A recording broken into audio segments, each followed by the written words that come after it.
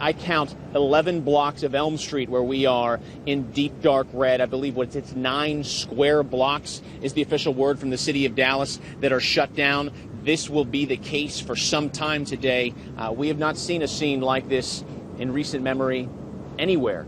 So with that, this is, there's breaking news, but I mean, there's truly bigger breaking news. Like this is kind of like the biggest story outside of being a national story that you can cover locally. So one, obviously you were just getting out there and just, hey, what can I do? Because I think in that particular live shot, I think it was that night where you didn't know anything. I was out there all night long. That happened, like 8 o'clock at night. I was out there by like 10 o'clock at night. And I was there here I am at 11 o'clock in the morning, the next morning. That sort of like that fire when I was talking about the firefighters and pointing, that was, I don't know how many times into having done live shots. I went live many, many, many, many times that night.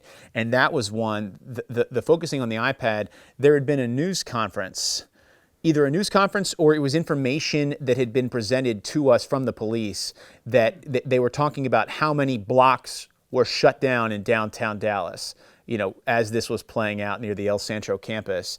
And so I just brought up my iPad and looked and I saw all the red around and I said, oh, this will give me something to highlight. Let's talk about that. With my next live shot, I'm right here. I was a block away from the incident as it was, I heard the explosion that we later learned. I more than heard, I sort of felt it when they killed that man.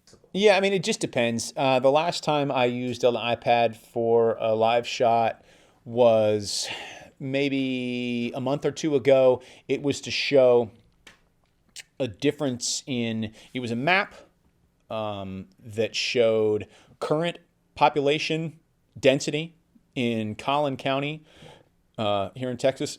And then I swiped to a map that showed projected population density in 30 years. And it looked like, the population was represented by red dots. And it looked as though the plague had spread through Collin County because it went from red dots to red everywhere. And that was, I thought an effective way to make people say, oh my gosh, because the map helps, again, give some perspective. Here, look, we're looking at Collin County. There's Plano, McKinney, Frisco there. You can see red areas. There's not a lot of population spread in the northern and eastern parts of the county yet. But look, this is what they say it's going to look like in 30 years. There's red everywhere, and they need a plan now to keep up with that. So, I think it can absolutely do something good for you and for your story. Yeah, if you were doing it, a couple times a week or whatever, at a certain point, someone might say like, oh yeah, there's the iPad guy or gosh, can't iPad, woman find, or iPad woman find something else to talk about? And there is something to be said for that too. Like, I don't mean to, it's not like you have a bag of tricks, but if you have some ways of, call it a prop or some ways of explaining your story, if you go to the well too many times, people will not be onto you, but they'll say, okay, let's move it along here, buddy. We've got you pegged. We know what you're going to do here. So yeah, if I did some version of that all the time, that would be a problem. But I think when it can be used to highlight something that you're talking about, use it. Yeah, and speaking of props, let's actually jump here. Well, yeah, we'll jump to props in a second because this is cool because you really move around the environment. Yeah, so this is in downtown Dallas. This is on Elm Street that I'm standing on. This is on any other day at 11 in the morning that you would not stand in the middle of the street. Now, that car is not this one, if I can bring it to you, but this is another one that is not just parked here. This is evidence because if we get closer, you can see, Brian and Deborah, there are some green markers here right on the driver's side. These are bullet holes. Yeah, and that was just because, anybody locally knows exactly what you just said. You usually don't get to walk in the middle of the street unless you're coming like a parade or something. But I had figured, when I saw that, oh, he's going to walk and just talk about the car, not having any idea that car was actually one that was shot. Yeah, and and that's just a snippet, of course. All these are, but right. There were those. There was another bullet hole down below. Then I walk around to the other side of the car, and there's bullet holes on the other side too. that car had been all shut up. There were at least 2 or 3 cars that just sat down there for like 2 days as evidence waiting to be processed. And yeah, I mean, and that's something you had to kind of get close to it to see, because, you know, at a distance of maybe 20 feet or so, you wouldn't necessarily notice that little green marker, and you certainly wouldn't notice the gray bullet hole in it. So yeah, this live shot came about because, I mean, it's hours after the fact. It's 11:25 in the morning. You know, the incident was essentially over by 1 or 2 in the morning. But I mean, they had that whole section of the city shut down for like 2 or 3 days as they processed everything. And we were sort of allowed to, they had much bigger fish to fry. So we were allowed to kind of operate in there because we were in there before they had sort of shut it all down. And they essentially said, like, don't touch anything. Don't, you know, like, we could stay there. And if we left, we couldn't come back. And so, you know, I don't know when I'll have the opportunity to necessarily be that close to a piece of evidence like that, a police car that has multiple bullet holes in it. But yeah, I mean, that's, you know, another version of, like, take advantage of what the environment around you has to offer and, you know, use that to tell the story. You know, it's hard to tell a story about the thing that's way over there, but right here we can talk about, you know, this very compelling, you know, thing. Like, look at this. Here we are in the middle of a downtown major street. At some point, whether it's in this snippet or not, I talk about it like look at this. You know, here we are. It's virtually a ghost town, and, you know, you might see this police car that looks abandoned, but that's not an abandoned car. I mean, that's a piece of evidence. With that, and for different scenarios, at different kinds of breaking news, when you say the police are going to let you stay, because obviously you sometimes beat fire and police to the scene. So you actually get roped in to the yellow tape because you're already there, which is a beautiful thing from our perspective to be in, because you're really there. Happens. When you're saying if you left, you can't come back, I've heard this run 2 different ways, again, depending on the story. If the truck or apparatus, meaning the TV live truck or the TV van, is there, the people can go home or back to the station. But if the van is still parked there and hasn't moved, you're cool. Or, you know, and this is more of like with storms when they block things out and they really try to keep out the looters and even the roof scammers. I know Amanda Guerra, at least once in Oklahoma City, if not multiple times, she literally camped out in the station SUV, and she always had extra snacks in her personal car to put in her bag, like the Costco crackers and things.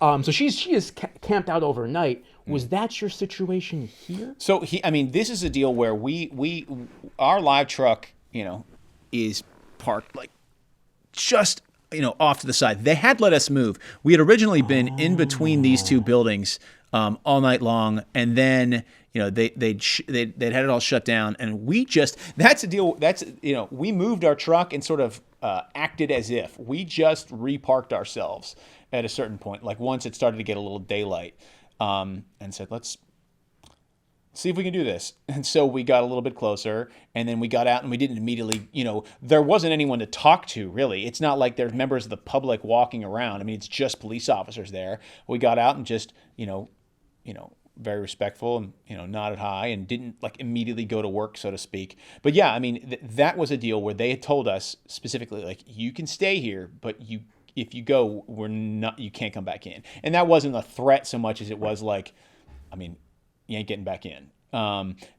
You talk about, you know, tornadoes or weather coverage. I've done that before too, where we have had to sort of camp out. That happened in Moore, Oklahoma, when they had their big tornado, whatever that was, 2013. It was that or the spring of 14. Yeah, because I was up there too for 14, that. Yeah. The 2 EF5s. Yeah. And I, you know, camped out sort of unintentionally, but it's sort of like, oh, this is happening because if we leave, we won't get back in and we won't get anywhere near where the story happened. So we just stayed for a day, which is less than ideal, but it made for some compelling stuff on television. It happened sort of recently with the tornadoes that happened here in Dallas on the first night. It happened on a Sunday night, and we got in there. I got called into work early, and we came into an area along Royal Lane that the fire people who were there, they had it shut down because of the danger and live power lines. And they had said, like, yeah, you can stay like here, but don't go any farther. But then after about an hour, they had to leave because they had bigger fish to fry.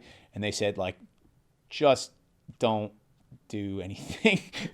just be very aware of the situation. And then, so they left, but almost immediately then police came in and shut off about a block farther away from us, shut it down to all foot and vehicle traffic. And so I say we were trapped. We weren't really trapped, but it was the same deal. Like if we would have left, we would never have gotten back in again. So we stayed there, from midnight until like noon or something like that, because it was probably another day or two after that before anyone was allowed back to that area to cover it for the news.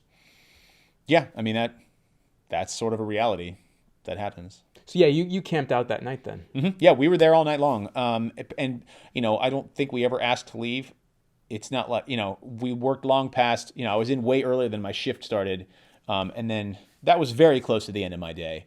But yeah, I mean, that was just one of these things where it's sort of understood. I think that I was called in to work. I don't think that was one where I just saw the news and said, "Oh, I better go." I have done that before, especially with weather coverage, where I've called and said, "Hey, do you need me? Where can I go?"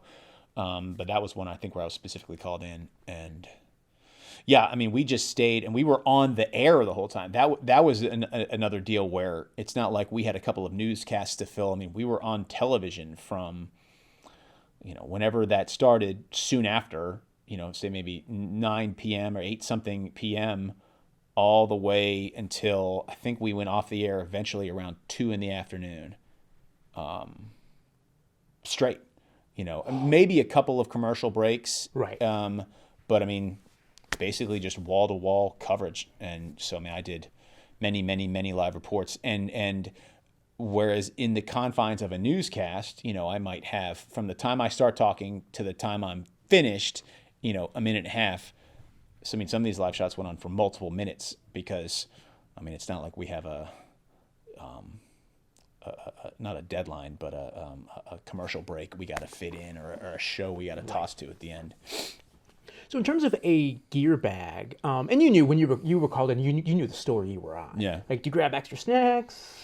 Yeah, Is there even time? Yeah, I mean, I know that I think I got I brought some raisins that night, and I know I brought some almonds, and I know I brought like 2 protein bars and a Gatorade and a couple of waters. I can go live with that. Yeah, like this will be good. And pretty much on any given day, I also now bring snacks. Like every day, if you see me in the world, depending on what time of the day is, like when I start my day, I have 3 bottles of water, an apple, and a protein bar every single day because, I feel like that, I know that I'll be okay. At least I'll get through to a certain point and then might need to restock. But yeah, I mean, that night in particular, I grabbed a couple extra things.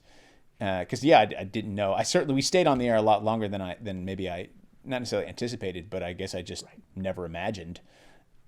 And I mean, especially if it's major news that I might that shift will be treated very loosely. I might have to be at work a lot longer than I would otherwise. Gotcha. All right, we'll move on here because now we get to talk about props. Okay. Which is this will just be fun.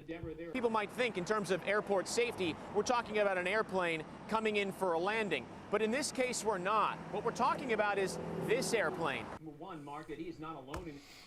I can't, honestly, like I remember that story in terms of I remember the prop and I remember what I was trying to convey. But I think now that I'm talking about it, this was a story about DFW Airport was installing a new lighting system, a new airport or a new runway and like taxiway lighting system.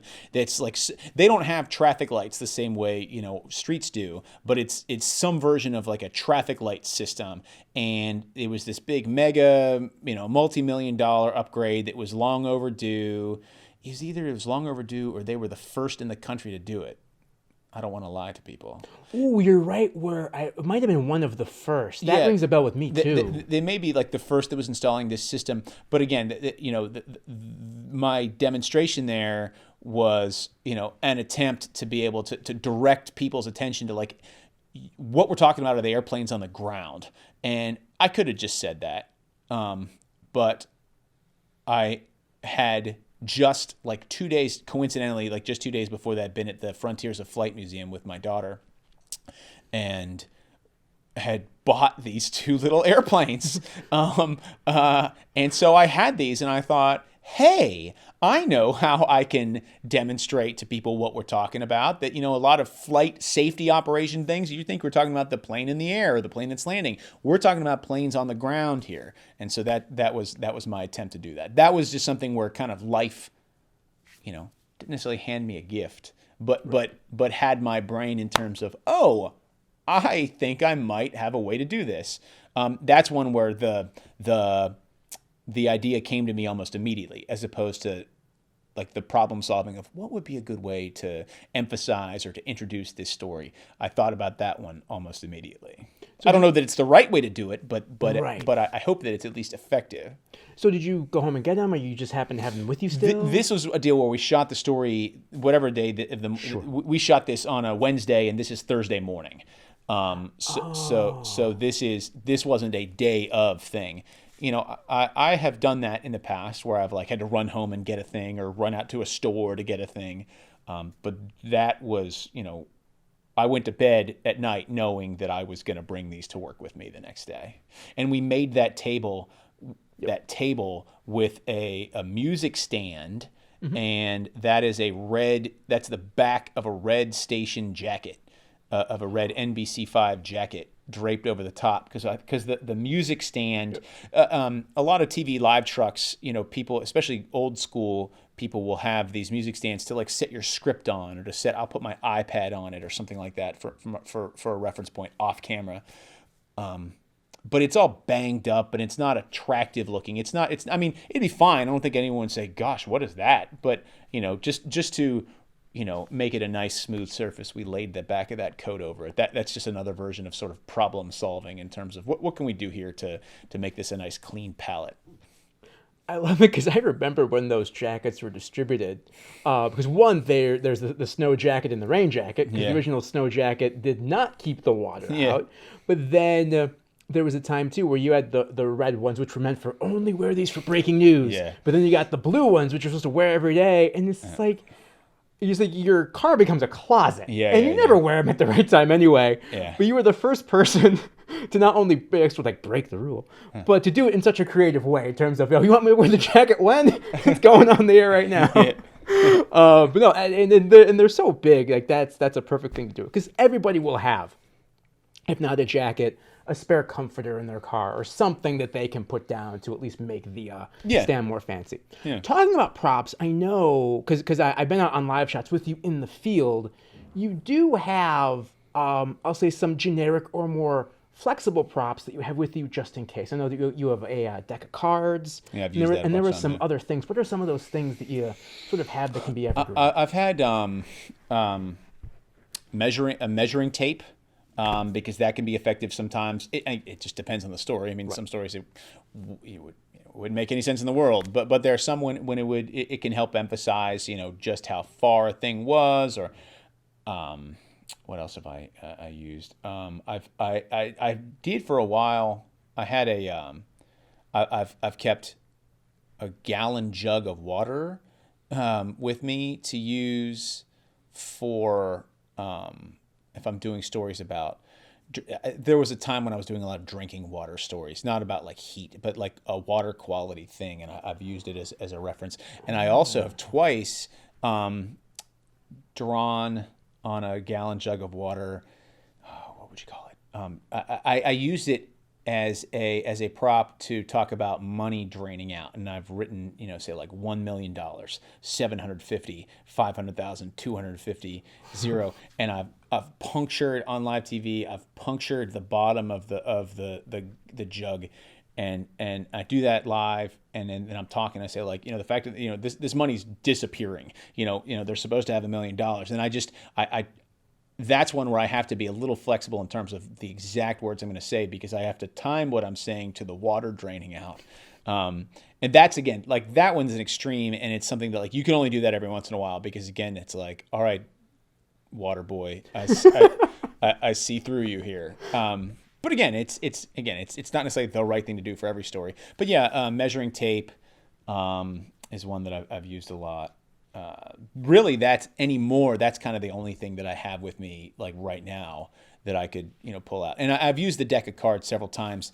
A deck of cards, with paper from a, plain white printer paper. The last time I did it, it was maybe about a year ago. It was whenever around the time when Amazon was building its HQ2, and it was set to announce like what city was going to get its HQ2, and they announced it was 2 cities, but Dallas, the region at least, was in the running and up until the very end. And I had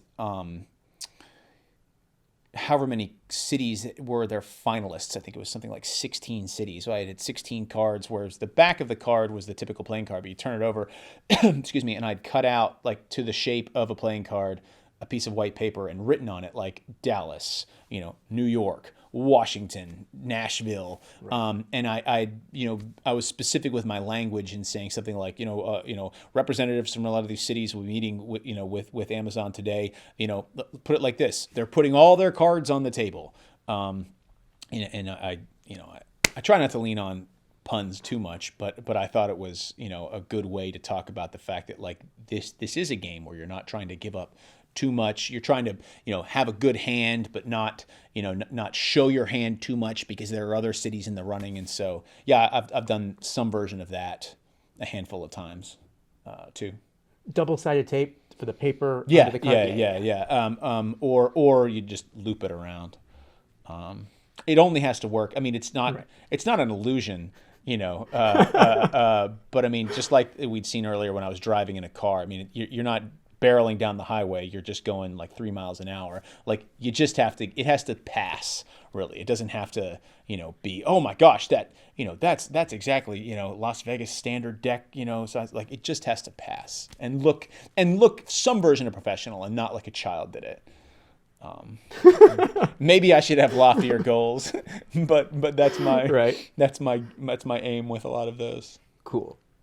This airplane, one, Mark, that he is not alone in his concern, and two, that scenario he described is apparently not out of the ordinary. Let me explain. There is nearly nothing as dread-inducing as arriving to the airport as we are now and finding yourself staring down the barrel of a long line for security. Make no mistake, there are a lot of early morning flights. I want to direct your attention up to... This is just DeGero and you guys just being cool. Like, hey, I'm going on the escalator. I'm going to walk backwards. Yeah, but yet your job's more dangerous than me walking backwards. Yeah. The focus there was to try to time... The challenge there was to try to time it exactly right, that when I talk about the line for security being the point at which we step off and show the line for security. And just because, of course, this is the way the world works, I don't know, 20 minutes before that, there was a really long line for security. And then, let's open up a couple more, checkpoints, and everybody came through. So here we get off and there's nobody. So you just have to work with what the world gives you.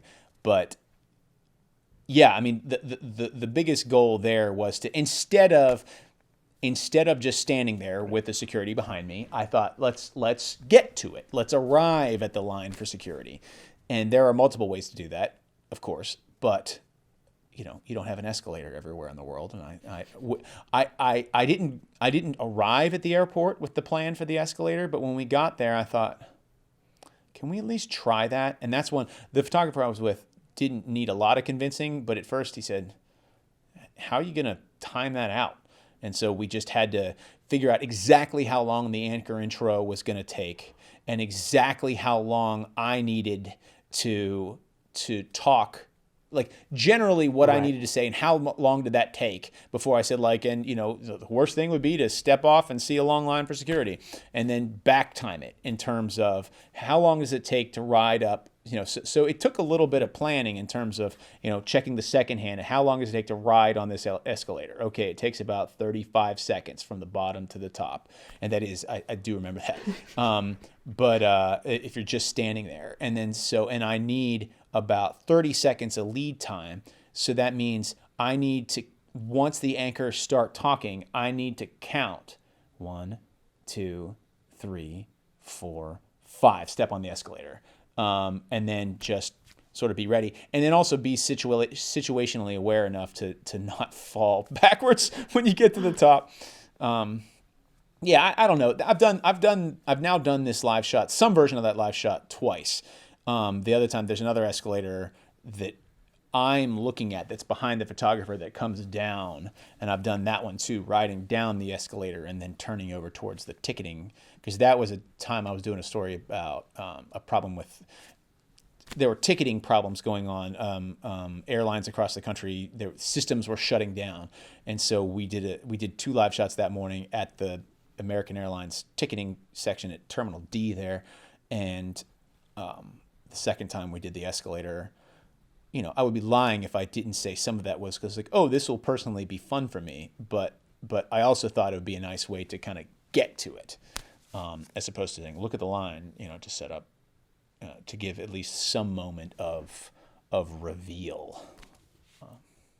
And in terms of, you're probably standing by the escalator knowing when your hit is. Yeah. And then, because I'm just thinking, how are you sort of trying to police travelers, or did you get lucky and there just was nobody there looking to get on as your live shot? That time I did, there wasn't anybody really trying to ride the escalator at that point. That's another one where, when I talked before about the pieces of paper that I'd laid down and they were blown away in a live shot, and I immediately knew okay, let's just bail from this thing and emphasize the point that, okay, clearly the point here is that, and they were blown away in a live shot, and I immediately knew okay, let's just bail from this thing and emphasize the point that, okay, clearly the point here is that this guy has a long rap sheet. And, when it comes to, if you're working in the world like that, like an escalator of a major international airport, there are other people around. And so you do sort of just have to commit to either dealing with the fact there might be somebody behind you on the escalator, or being momentarily rude to someone. And people are, travelers are, sometimes impatient. But the second time that I did a thing like this, riding down the escalator, there was a point where someone was walking up to us right as we were about to go on. And there was enough time for me to at least ask them, like, is it okay if you wait a second? And I don't know if I conveyed it enough with my eyes, but enough to say that I think they saw that I wasn't just, they saw the camera, they saw, they got what was going on, and they said, sure. So yeah, you do have to be at least aware that you're in a real world environment, and that you're not alone, and that there are people who might need to be exactly where you need to be. And then with the second one, it's all live. Mm-hmm. What's the second camera, and how are you broadcasting? Because it's a live switch from angle A to angle B. Yeah, so that's an iPad running the Dejero app. And it's mounted on a light stand. It's clamped onto a light stand with like a gorilla grip kind of a thing or something like that. And the light stand is jacked up, high enough that it can be at those boards showing arrivals or departures, whichever those are.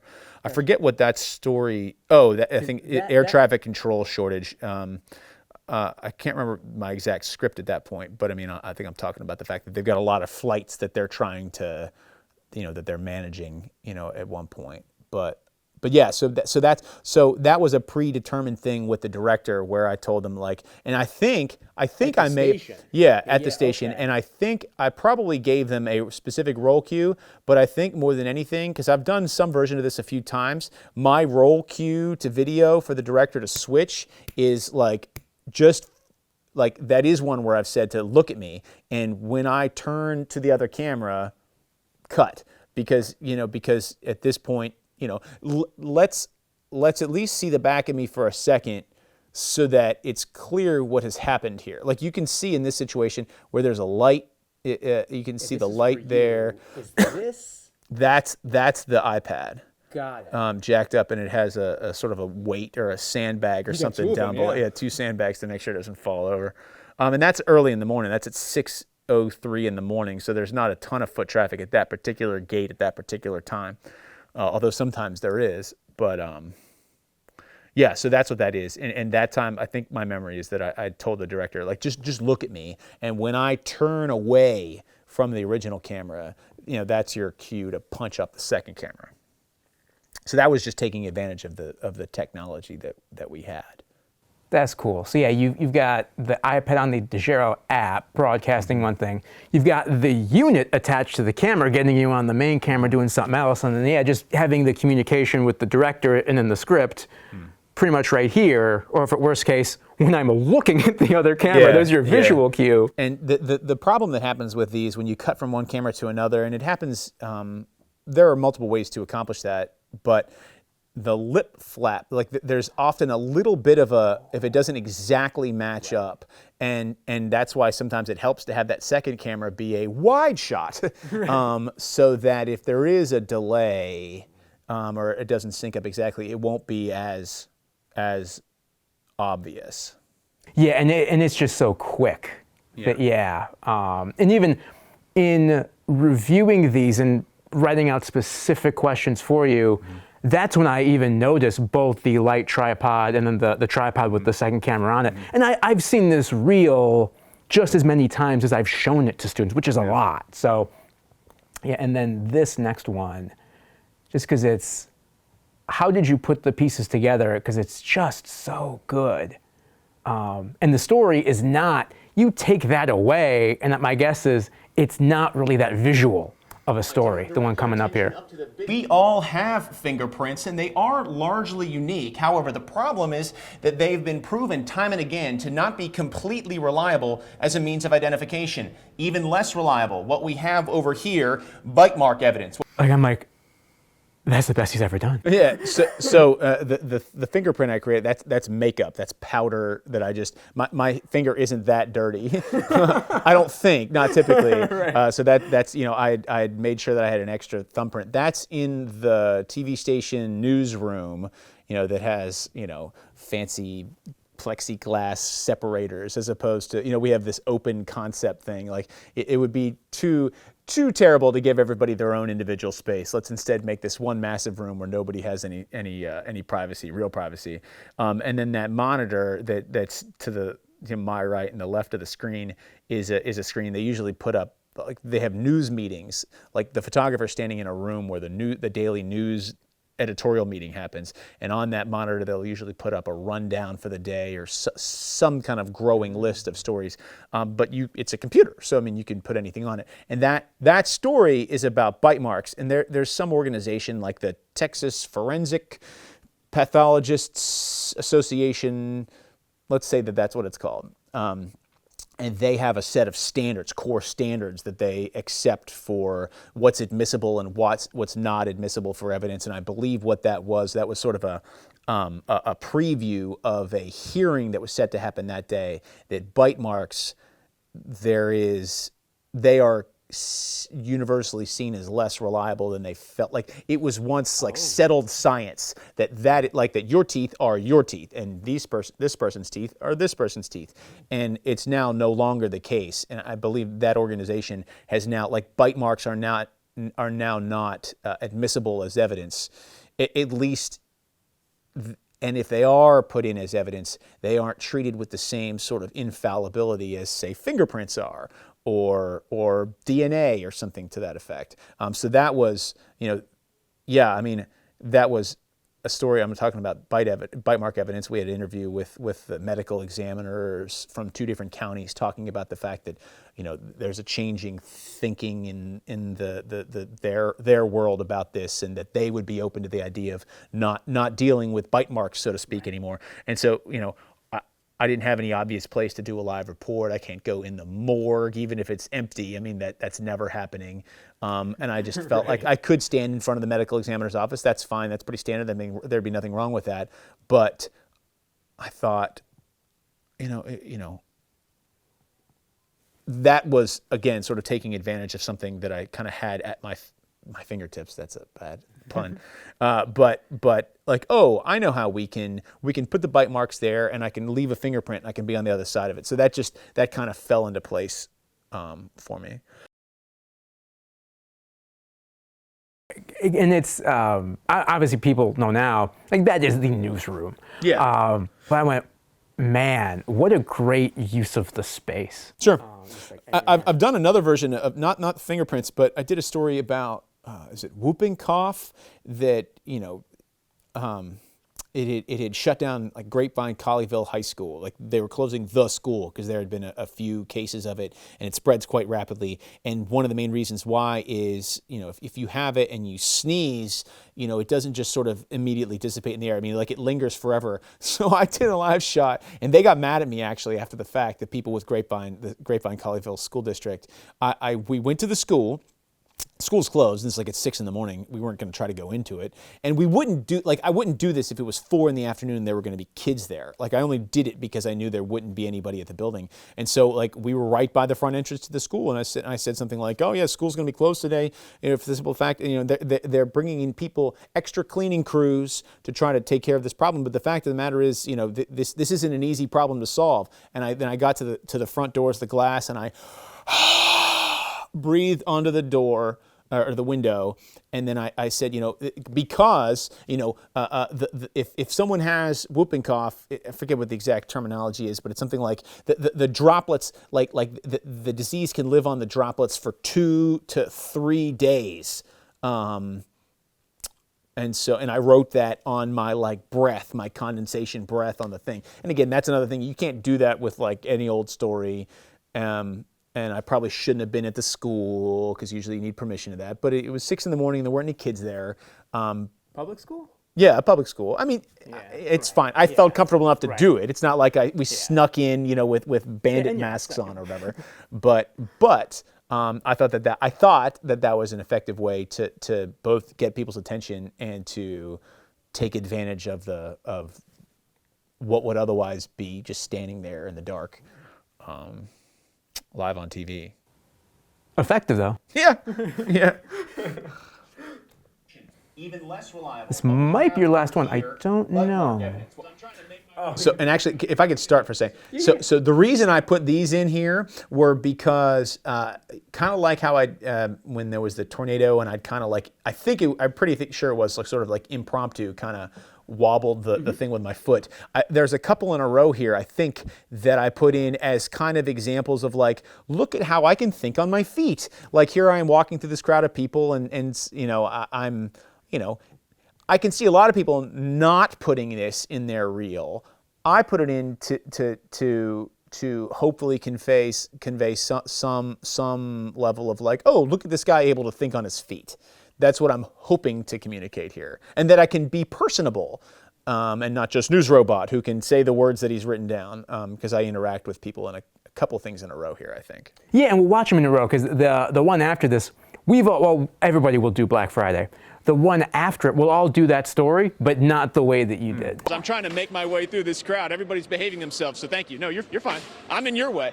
And if you do think that gentleman and his wife or others are crazy, you're going to have to think all these folks are crazy. And I don't. And it's this man's birthday right here. Carrie, can you see him? So happy birthday to you. Thank you very much. Yeah, see? So how else would you want to spend your birthday, right? Up early and at the store. These cars that are creeping through here, that's a smile on this man's face, right? Do you know what you're in for, by the way? Yes, we do. Okay. Wednesday. Yeah, okay. So he knows all about this. With DeGero, it's you can be right there. Yeah, when we got our start, we'd be at like the public rest stop or with the highway vest over a bridge or something. And I saw that, I went, oh, that's cool. That's a perspective I've never seen and never even thought of, because the resources didn't used to be there to actually do that. Yeah, and so that like. Those are just sort of little impromptu moments that happened that I felt, that I hope, show, oh, he can be a human being and talk to people and not just, plow through and give my bit. And yeah, you're right. I'm there like a little at a toll booth kind of a thing. And yeah, I mean, that's like a little island where you're standing in, and yeah, cars aren't flying by. So it's not particularly, I didn't feel unsafe there, but it's a tricky place to physically get to if you don't have the right equipment, which these days more often than not we do. And this next one, probably the best example of point A to point B, because there really is a lot of nuance and complication to it. But man, it's good, it's informative, and it's fun. And Ben, hopefully you're keeping your distance from these birds. As best we can, Deborah, but they are quite literally everywhere. I want to direct your attention to something. You see back behind me, there's a beware of dog sign. Well, with all due respect to the canine kept behind that fence, that's not the animal most people need to be aware of here. There's no sign for the animal we're talking about, but there are certainly signs of their presence, both if you look down and if you look up. For example, look over here at the hood of the homeowner's SUV, and this is nothing. Yeah, and the writing in it is just so natural. In hindsight, I think I maybe leaned on it a little too much. Like I said, there's no sign, but there are signs of it, and I don't know. I don't know that I needed to do that. I think it's maybe, it's calling back to, we had just seen a sign, and then now there's not a sign, but there are signs, and I don't know that I needed to do that, and I don't know that I advise everybody to be that. I don't know. Maybe that's an attempt to be cute or clever or something. I don't know that everything needs that, but this isn't, this is sort of a lighthearted story, though it's easy for me to say because that's not my house and my car covered by, these are egrets that have nested in the trees above this person's home. And once egrets nest, two things happen. One, it's a protected species, so you can't do anything about it. And two, they'll come by the hundreds. Right. Like a few will come and they'll make a nest, and it's essentially as though they're like, "Hey guys, come on, it's all good here." And this woman's property is just inundated by them. And I've done a couple of stories, and I've been here for about 8 years now, and I've done maybe 2 different egret stories in 2 different neighborhoods, and it's terrible. This poor woman, and just how much of a racket and how much of a mess these things are. So that's, yeah, like I said, it's easy for me to say that that's a little bit of a lighthearted story, but that is one that sort of lends itself to being, I don't know. You can plan out, some lines that fit for the story.